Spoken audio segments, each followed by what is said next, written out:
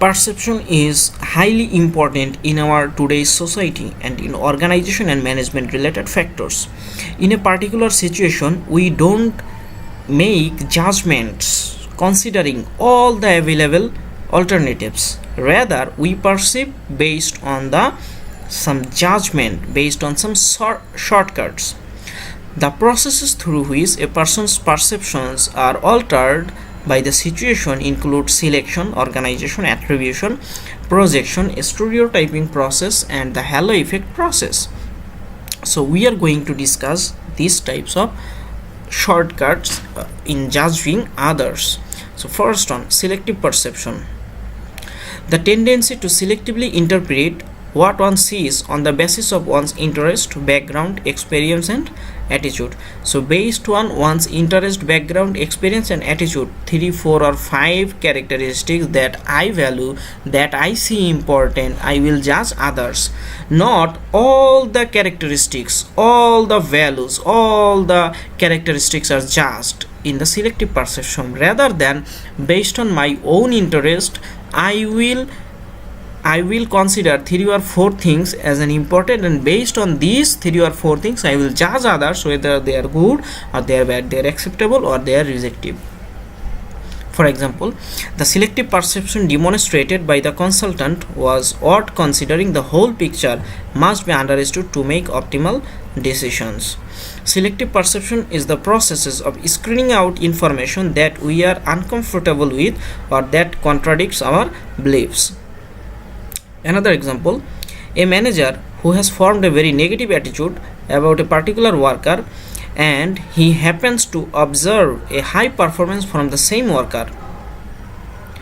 In this case, influenced by the selective perception process, he too will disregard it. The major theme is, if we consider the standard of performance of certain employee is based on number of output and the relationship between that person to me, then if I found both things positive, then I will consider that employee that he is doing good. And if we found that only the output is good but the relationship between that person to me is bad, then I will term this person as that his performance is not satisfactory. So judging some other people based on some criteria, these criteria may be right or may be wrong, but considering certain criteria and rejecting other criteria, that's why we can judging that person in a selective manner, and this is known as selective perception. Next, projection.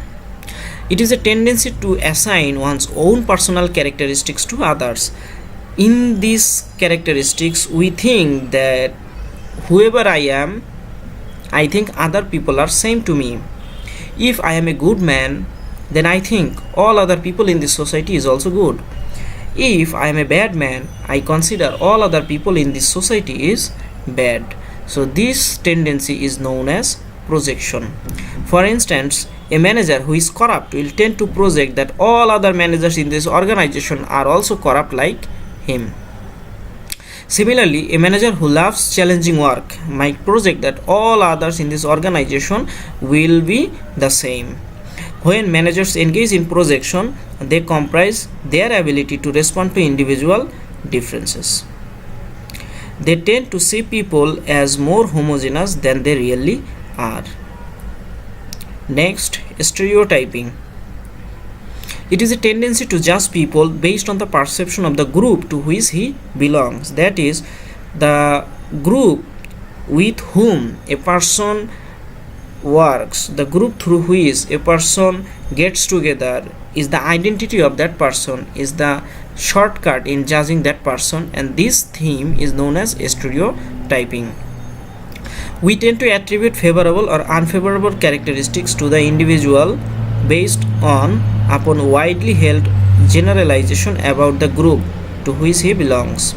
For instance, we perceive that Japanese in general are hardworking, quality conscious, and industrious, and based on that we generalize that all Japanese are like that, but in reality it may not be so.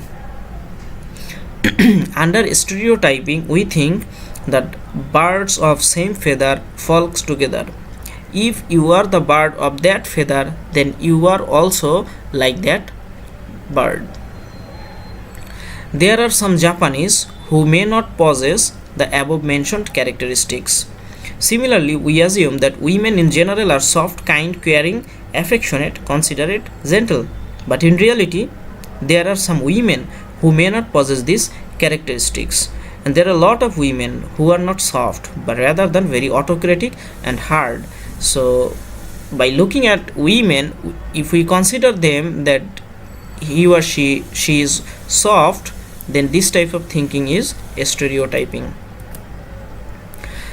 Next, halo effect. It is a tendency to draw a general overall impression about an individual based on single striking characteristics. Remember, single striking characteristics. Based on single characteristics, if we judge people, this is known as halo effect. For instance, if a person speaks English fluently, we tend to assume that that person is very knowledgeable, intelligent, smart, clever, and hardworking, etc.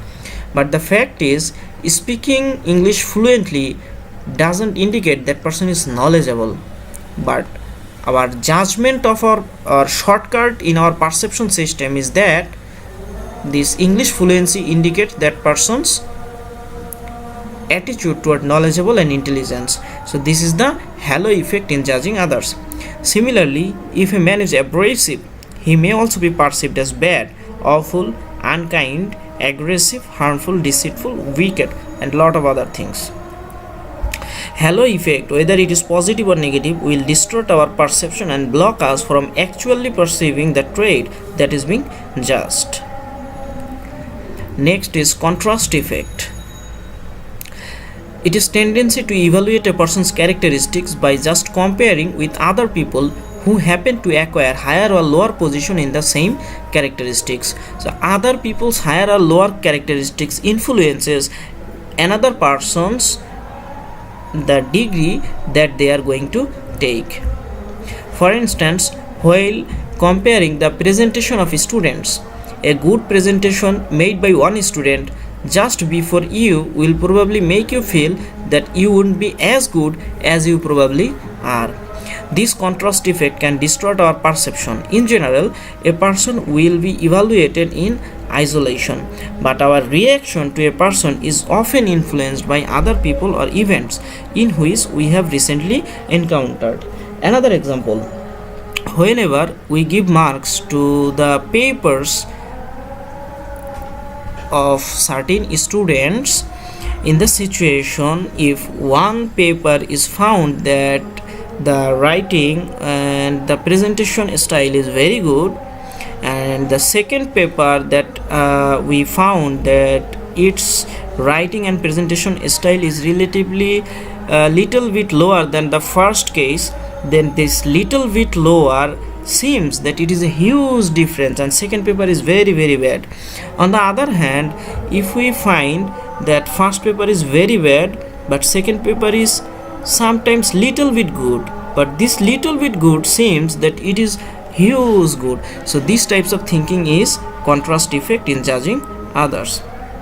In the interview situation, a job applicant is likely to receive a more favorable evaluation if perceived by mediocre applicants and a less favorable evaluation if perceived by strong applicants.